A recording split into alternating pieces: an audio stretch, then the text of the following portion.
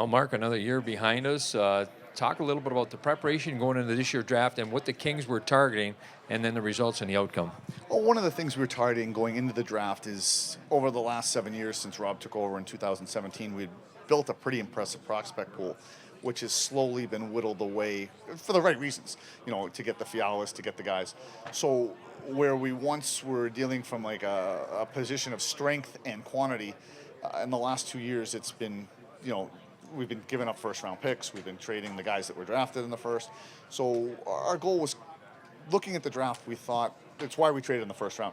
We thought at 26, 27, 28, there was an opportunity to get the same player at 21 based on our position. So we were looking to pick up picks.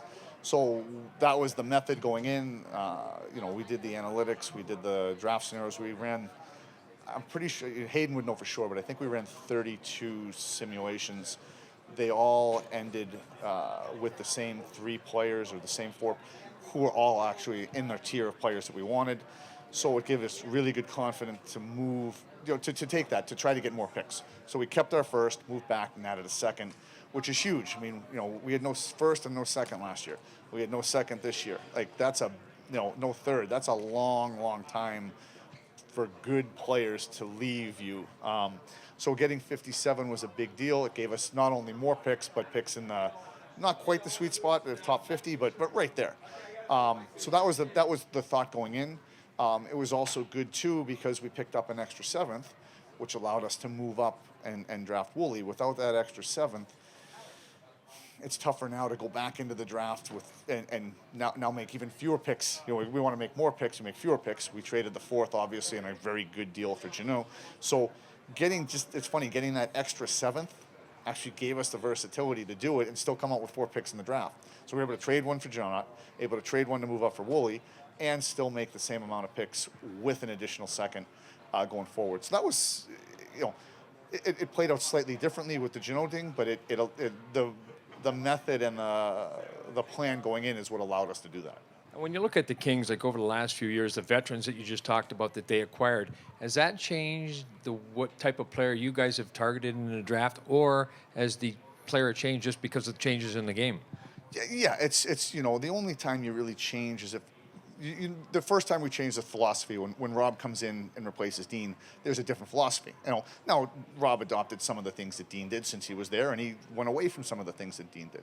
So the real change in draft strategy or player evaluation in terms of what we valued changed there. It's changed slightly in some nuance in some areas, maybe in terms of some of the larger defensemen, in terms of how we rate them and what we look for based on some of the changes in the game.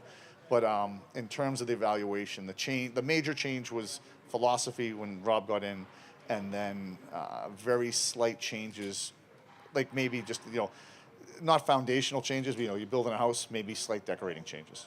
And how does it balance out now with the use of analytics?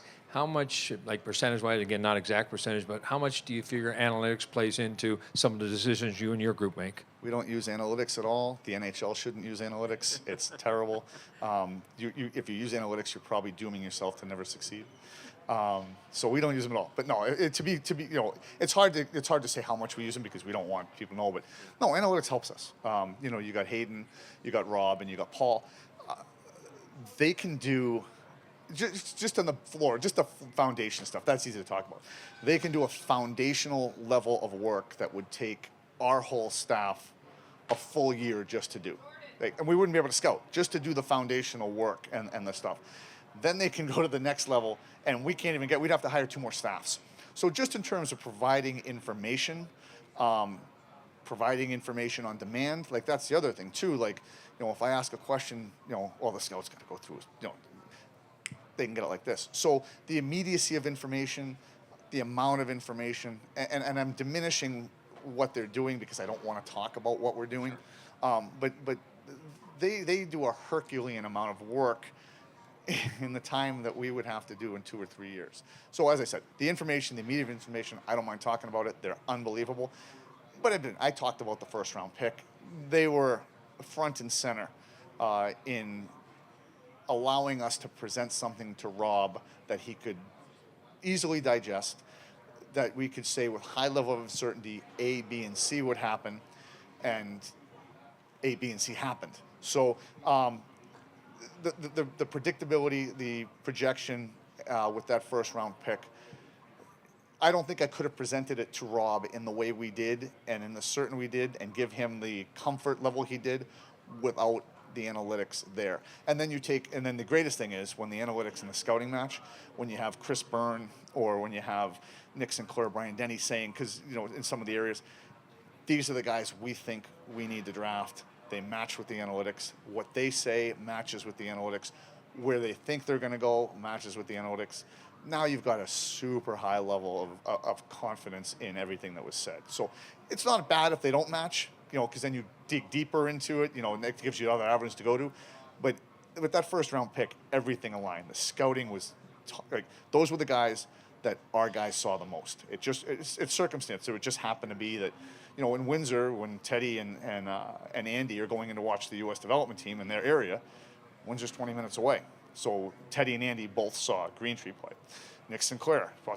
Now we bring in our Western guys with Ron Payette and Vige, and they come in for a week in Plymouth to watch the Five Nations. And what? Windsor's playing twice. So at night. So with Green Tree, he was scouted. I'm trying to think if there was another guy on our list scouted as comprehensively staff-wide. And then it's great because Rutu's in. And Rutu sees all the Euros, all the things. So now Rutu can put a worldwide context onto it that maybe the other guys can't. And as I said, it was circumstance more than planning, but the guy that was scouted the most by the staff was also vetted by the analytics, and everyone agreed. Well, Mark, again, we want to congratulate you on a great job, a great draft, and I know the Kings fans and myself are looking forward to seeing these kids eventually turn into professionals. So keep up the great work. Thanks.